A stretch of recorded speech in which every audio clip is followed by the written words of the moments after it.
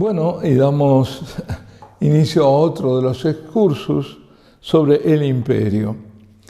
Dice, la exégesis patrística se hizo dos curiosas imágenes contrapuestas del imperio romano. Por un lado es la fiera, por otro es el obstáculo, el catejón, ¿no? O cantejos, que impide la manifestación de la fiera. Con la añadidura de que piensan el imperio romano, o al menos la romanidad, durará hasta el anticristo.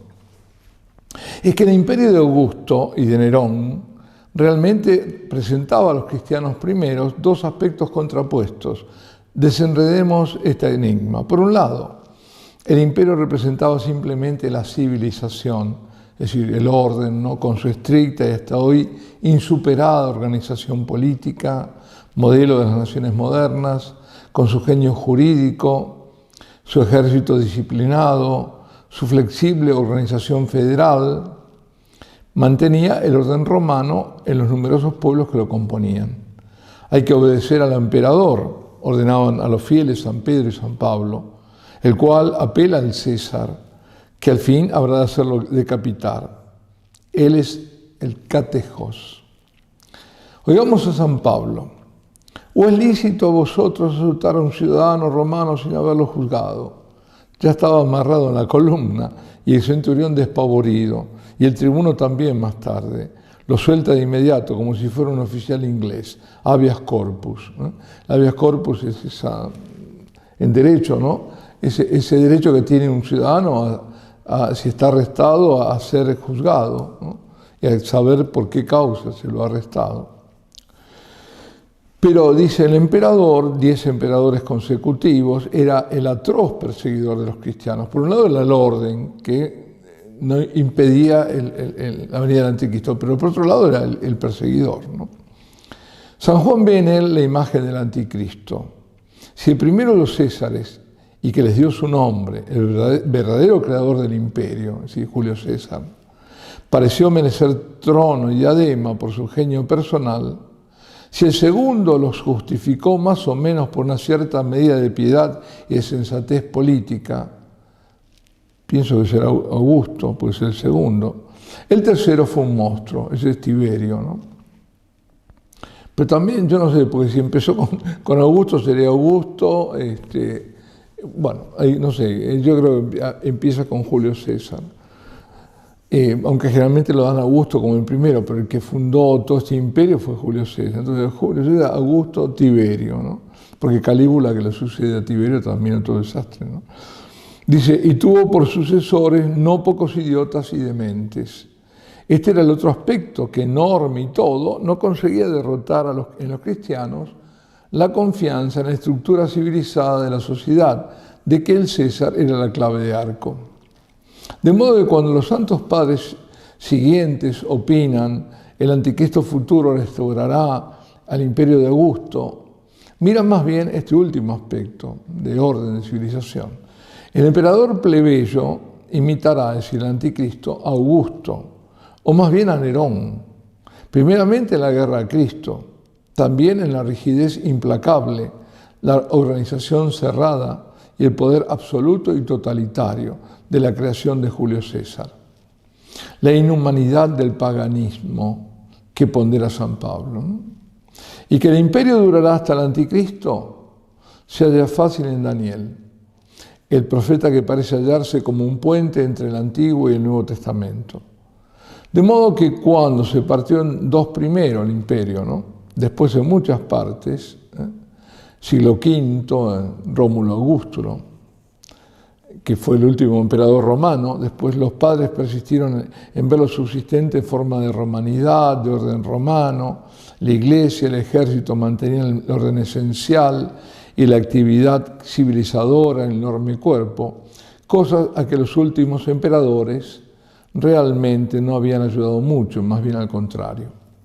San León Magno, en su Sermo de Apóstolis, tranquilamente afirma que el imperio subsiste en la cristiandad, mejorado incluso. Y esa idea va a seguir reinando durante todo el medioevo, afirmada rotundamente por Santo Tomás. ¿Cómo es que el imperio ha caído y no ha aparecido el anticristo? No ha caído, responde sin más el aquinense o aquinate. Es decir, Santo Tomás dice, bueno, no cayó, punto. El imperio sigue de otra forma, esa es la idea, ¿no? Es decir, de nuevo, es el que está impidiendo la manifestación del anticristo. Añádase a esto que se ha encarnado en un monarca galo, sea en un monarca alemán, sea al fin en un monarca español, Carlos V, emperador de Occidente, Carlos I de España, ¿no? Existió siempre hasta nuestros días, hasta el 1806. Un rey en Europa con el título de emperador romano, es decir, rey de romanos, emperador del Sacro Romano Germánico Imperio. El último de ellos fue Francisco José I de Austria, despojado de su título y sus súbditos, al menos nominales, por Napoleón I, fue en 1806. Hasta ahí llegó, ¿no? El cual representó el cuarto o el quinto intento de unificar a Europa, Napoleón. O sea, reconstruir el imperio. Ideal que ha sido constantemente el sueño de los grandes estadistas europeos y ha venido a refugiarse hoy en el seno de la NATO. Es lógico que si el anticristo habrá de ser un rey universal y dominar una federación de pueblos, calcará su dominio sobre el imperio latino, que es el que ha tenido más éxito en el mundo, más que el de Carlos V en el siglo XVI, más que el de la reina Victoria y de Israeli en Inglaterra. El Imperio Romano fue el que creó nuestra actual civilización y no son más que fragmentos de los grandes reinos europeos. Reléase el sueño grandioso del Dante Gibelino en su De Monarquía. Dante Alighieri dice Gibelino porque, claro, estaba a favor, en ese caso, del emperador y no del papa. Los güelfos eran los que estaban a favor en la guerra de las investiduras de parte del papa. Cuando él estaba en el exilio en Ravenna, se dice en español, bueno, en italiano Ravenna, ahí escribió esa obra de Monarquía donde pone las dos grandes figuras para dominar, ¿no?, el mundo, el emperador y el papa. Después se dirá el trono y el altar, ¿no?, decían los conservadores en Inglaterra. Dice, esta restauración perversa de Roma, que dejará de lado lo que ella tenía de sano y de humano, por lo que tenía de férreo, pues el antiguo paganismo fue solo una torcedura, mas el neopaganismo es una corrupción, claro. Una cosa es el paganismo donde no se conoce a Cristo. Lo terrible es ahora, las naciones neopaganas, porque han conocido a Cristo y vuelven al paganismo.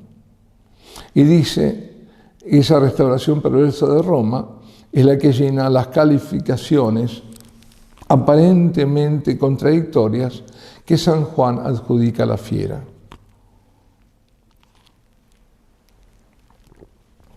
Será la octava y será de las 7.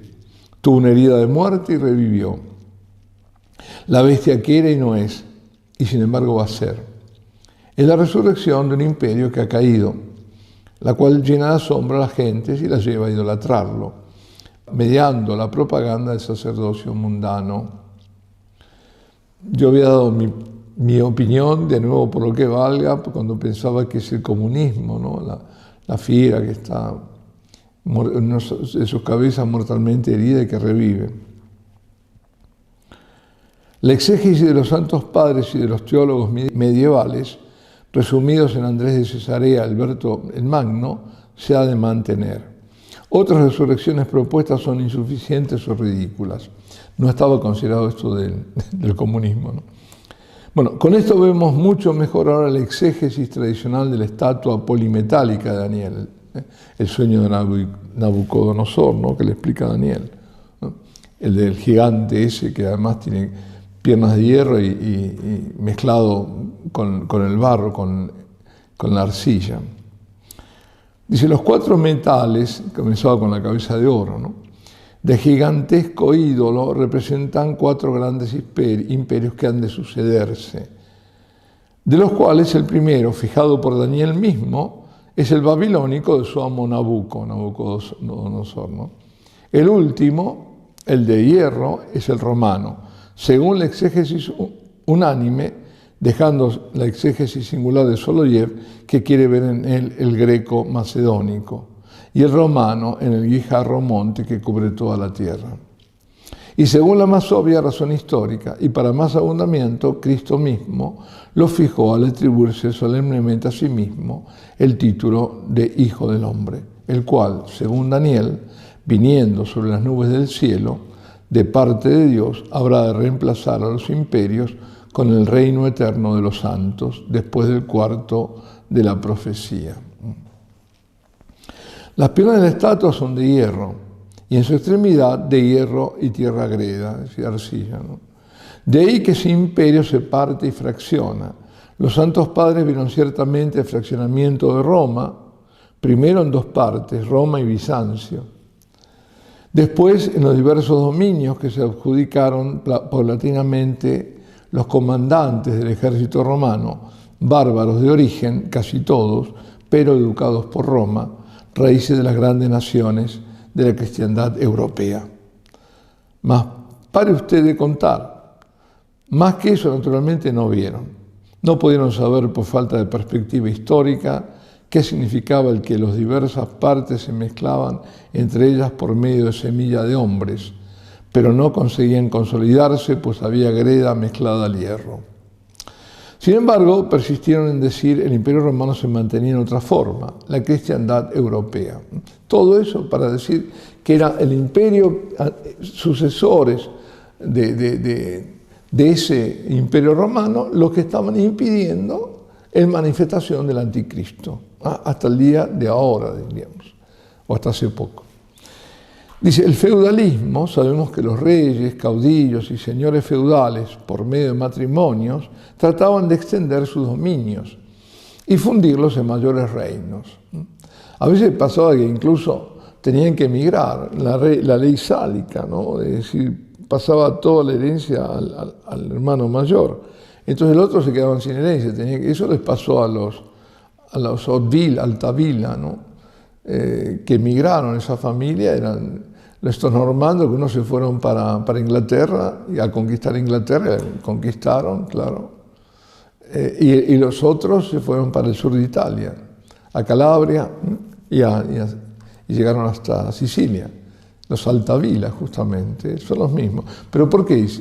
Emigraron a buscar tierras en aventuras porque no tenían. Entonces, había matrimonios, se reunían esas familias dinásticas, pero después había guerras dinásticas. Dice la guerra de los 100 años entre Francia e Inglaterra, guerras dinásticas. Por eso, ese imperio será en parte sólido y en parte desmenuzado. Donde la Vulgata dice semine humano, semilla humana, el griego de los Septuaginta traduce eis genesin anthropon, por nacimiento de hombres, o sea, por matrimonios y herencias. Prolongación de la romanidad en la cristiandad hasta 1806. De nuevo, hasta Napoleón que vence a Francisco José I. Estos reinos, dice, de hierro y barro, se prolongan hasta la parucía. La estatua dura manifiestamente hasta la segunda venida, no desaparece a la primera. Eso es hoy día manifiesto y está en el texto sacro. Y aquí las pruebas, dice.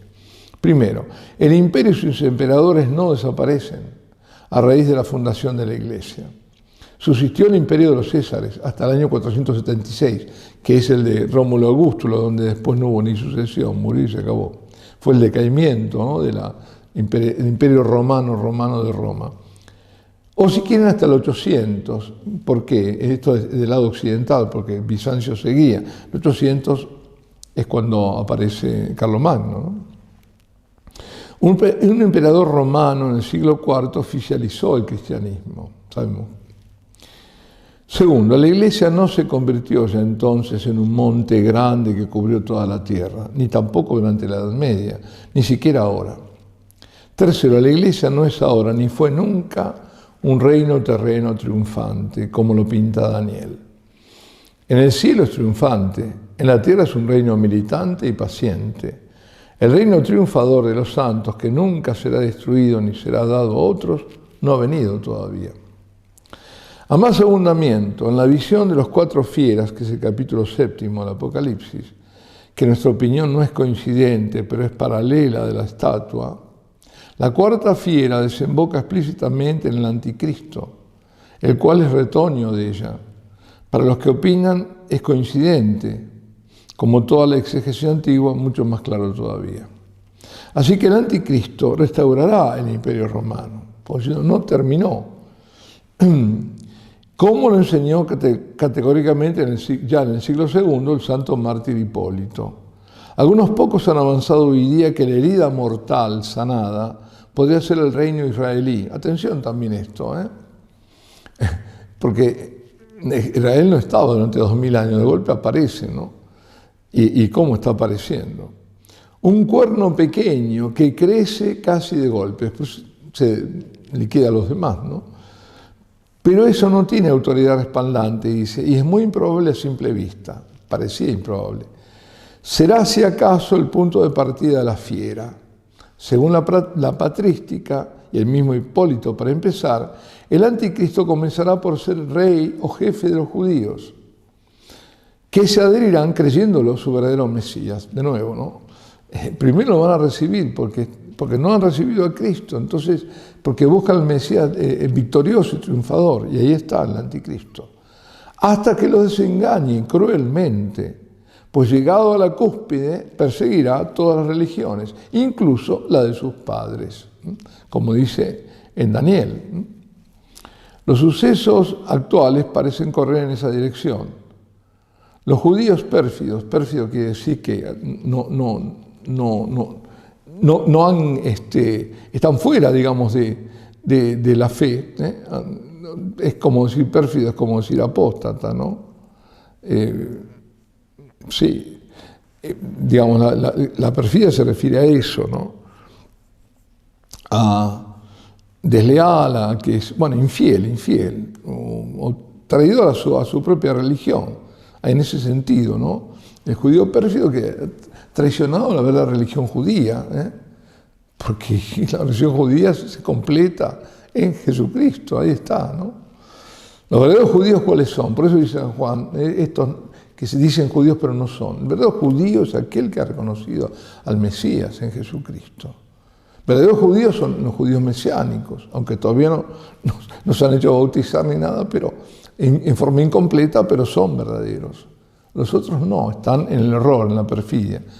Y dice, no todos lo son, ni mucho menos, poseen hoy día por medio de las finanzas un poder enorme en el mundo, pero otros sí los tienen. Según William Carr, en su libro Títeres en el tablado, son ellos principalmente los que habrían derrotado poco a tres reyes, Italia, Alemania y Japón, siendo para ellos Roosevelt, Churchill y De Gaulle simples títeres.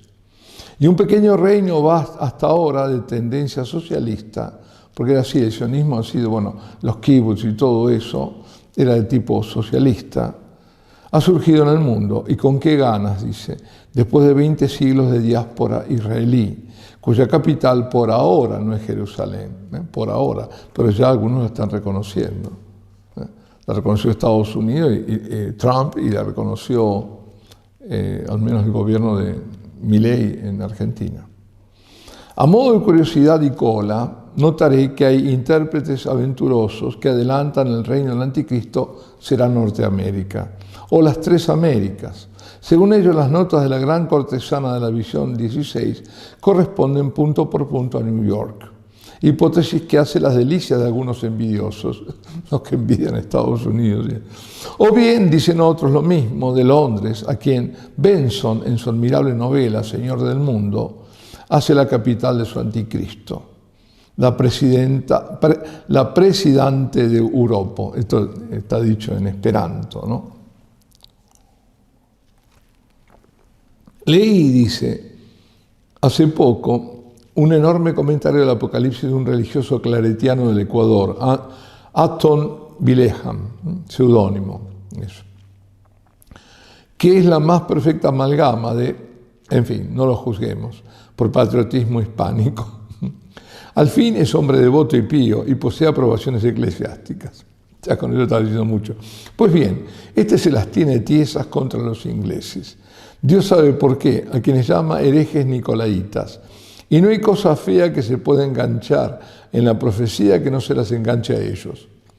Pobres ingleses, yo creo, espero, se van a convertir al catolicismo, pues poseen como pueblo muchas y nobles virtudes naturales.